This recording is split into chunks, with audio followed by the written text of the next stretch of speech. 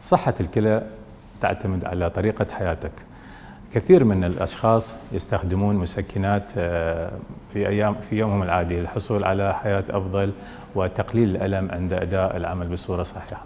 طبعا هذه المسكنات كثيرة، أنواعها كثيرة، منها مسكنات تعمل على الجهاز المركزي وتكون أمينة بدون مضاعفات على الكليتين. منها مسكنات أخرى تعمل بصورة مباشرة على الكليتين وتقليل مادة البروستاغلاندين مما تسبب سلبا على عمل وظيفي للكلى. فإحنا ننصح بالابتعاد عن هذه المسكنات اللي هي احنا نسميها النونسترويدال مثل الفولتارين أو البروفين أو الموبيك وتسميات أخرى تخص هذه العائلة، خصوصا من هذه المواد المسكنة وتأثيراتها السلبية على عمل الكلى.